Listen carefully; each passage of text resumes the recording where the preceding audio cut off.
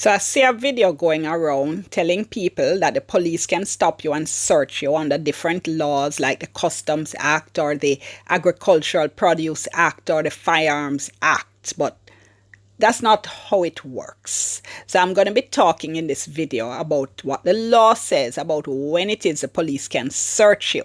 Thank you so much for joining me courtside. I'm Dionne Jackson Miller. News 1JA. News 1JA for the latest news, music news, and gossip. News 1JA. Don't forget to leave a like, comment, and share. Most importantly, subscribe and hit that notification bell for more. News 1JA. Jackson Miller. So have you ever had the police stop you and say they want to search you or search your vehicle? If so, did you ask them any questions? What did they say in response? And let me know in the comments, all right? And also want to know what you think about the police doing stop and searches. Now, of course, the police can stop you, they can search you, they can even lock you up. But despite what people are telling you, they can't do that just because they feel like. Or maybe I should say they can't lawfully do that just because they feel like. The law on stopping and searching people in Jamaica was made very clear by a 2013 ruling in a case called Gary Hemans. That ruling was handed down by Justice David Batts. So here's what happened. Mr. Hemans and his family were leaving Helsha Beach on the night of May 16, 2007 when he was stopped by police. Now what Mr. Hemans said happened and what the police said happened were two different things. Horse of a different color, as one of my friends likes to say. So the judge said he believed Mr. Hemans. So here's Mr. Hemans' account of what happened as accepted by the judge. Now, as I said, Mr. Hemans and his family were leaving Helsha Beach in the night and he was stopped by police. 3 policemen jumped out of their jeep and told him to come out of the car. Now, Mr. Hemans, his niece, and 2 small nephews got out of the car. His friend, Chris, was driving another car, stopped to find out what was going on. The police told him get out of that car too. Now, by that time, the children are crying. Everybody comes out, hands in the air. Mr. Hemans has a brother named Chad who was driving a car at the front. Now Chad comes back to find out what has happened. And then Chad says, Gary, what is the problem? We can't even come to Jamaica, come enjoy ourselves. Every turn you turn, a police, and every time they stop us is money they want. At that point, one of the police officers said to Chad, "Ahoy, you long boy," and drape up Chad in his waist. So Chad told the policeman to let him go. The policeman pushed down Chad. Mr. Hemans said at this point now, his mother is crying, Chad's wife is crying. And Mr. Hemans says, "Officer, we're no gunman, we're no thief. I'm a brother, I'm a family."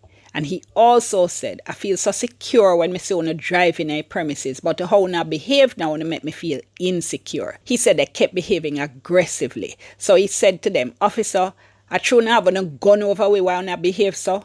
So one policeman then put his gun in the jeep. He came back, he hit Mr. Hemans in the chest, he hit him in the face, and then he said, "You say if I true me have my gun, why me go on so? See me put down my gun there." The policeman then started draping him up and saying he was going to arrest Mr. Hemans for assaulting the police. So Mr. Hemans asked him, "How me could I assault you and you hit me in my face?" So that policeman and another policeman now started to hit Mr. Hemans, then box him, they hit him all over his body. They took him to Portmore police station and they locked him up. This was 10 minutes to 11 o'clock in the night. He didn't get bail until the following day, 11 o'clock in the night. So he said he told the police on duty at the station that he had been beaten up, but nobody took a report from him. Also, they had put him in the holding area of the guard room. So anybody who came into the police station and knew him saw him there. In addition, while they were processing him at the police station, 2 policemen told him to take off his clothes and to squat down. So he had to strip naked and squat down in a corner. And as you can imagine, he felt humiliated and he felt embarrassed. He didn't know why he had been stopped. The police hadn't asked for his papers, hadn't told him it was a spot check. He did go to see a doctor after he had been bailed. So there was medical evidence as well before the court. And he went to court 6 times. The police didn't turn up. And it wasn't until the 6th time that the case was dismissed for want of prosecution. Now, let me say something here. This happens all the time. People take days off work to go to court only to have police not turn up. This happens especially in traffic court.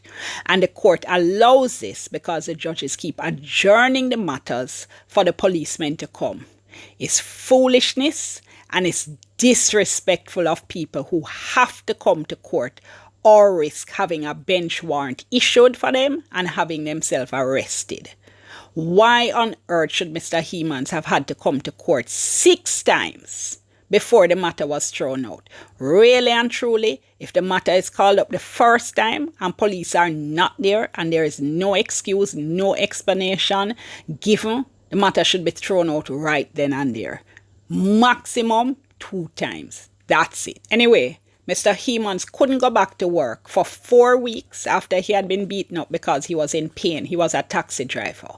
Now, this is what the judge said. The judge found the state liable to Mr. Hemans for assault, false imprisonment, and malicious prosecution.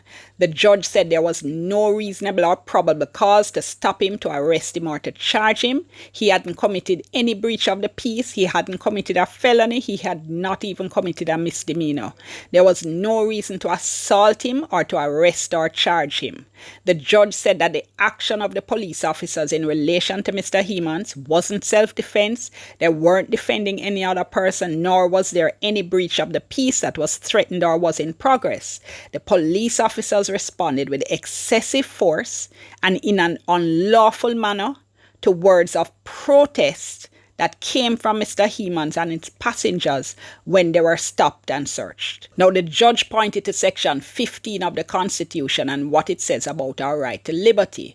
What it says is no person shall be deprived of his personal liberty except in certain circumstances. One of those circumstances is upon reasonable suspicion of his having committed or being about to commit a criminal offense. For example, if police see you climbing in through my bedroom window at midnight, it is reasonable to suspect that you are about to commit a crime. If you are driving along the road within the speed limit, not breaking any laws whatsoever, there is no reasonable suspicion there that should cause them to search you. The judge also said it is still the law of this nation that persons under the Queen's peace are entitled to freedom from search of their person or property unless such a search is legally justified. He said, I hold it is not a lawful reason to stop and search a car based on the fact that cars with similar features are often stolen and used in the commission of a crime, which was the excuse the police gave for stopping and searching Mr. Hemans' crime. They said that that kind of car was used to commit crimes. Now, what is reasonable suspicion? Now, this is a critical part. Reasonable suspicion has to have something to do with you, or what you are doing. It has to be specific to you. This is how the judge put it. The judge said the reasonable cause to suspect that an individual has or is about to commit a crime must relate to peculiar characteristics of the person, or the vehicle he is driving, or the manner in which it is operating, or to information received. In Jamaica, the citizen is free to move about without an obligation to carry a pass and is not to be subject to arbitrary or random search. This is still a constitutional guarantee. So no, the police cannot lawfully stop you and say they are conducting the search under the Agricultural Produce Act or under the Larceny Act because they're looking for stolen goods. No, and that's how it goes. There has to be something that you have done that creates reasonable suspicion. So Mr. Hemans won his case against the government. He was awarded over $2.6 million in damages. I wish I could tell you that since the Hemans case, we no longer have situations where unlawful stop and searches are carried on. Unfortunately, I cannot tell you that. Let me say something though, because I know there are going to be people who are saying, but why would anybody object to being stopped and searched by the police if they haven't done anything wrong? I have no problem with letting the police stop and search me. Well, if it is that you agree and you consent to a search by the police, that's fine. Just don't try and impose your agreement on somebody else.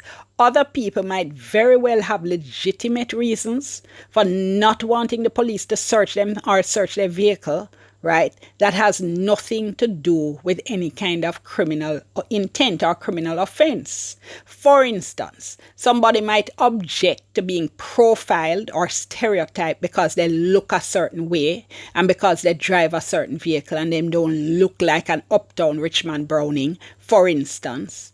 Or it may be that somebody simply takes their constitutional rights very seriously and does not want to be searched if the police cannot explain what is a reasonable suspicion on which they want to search you. One of the important takeaways from this, though, we really need to know our rights and we need to know what questions to ask if it is that the police stop us and want to search us. What is a reasonable suspicion on which you stop me, on which you want to search me, officer? What's the basis on which you want to search my vehicle? What is it about my vehicle or about me or about how I'm behaving that has given rise to reasonable suspicion? What is a reasonable suspicion? It's also important that we have a constitution that protects our rights and we have a Supreme Court that protects the Constitution and upholds the Constitution. News 1JA. News 1JA for the latest news, music news, and gossip. News 1JA. Don't forget to leave a like, comment, and share. Most importantly, subscribe and hit that notification bell for more. News 1JA.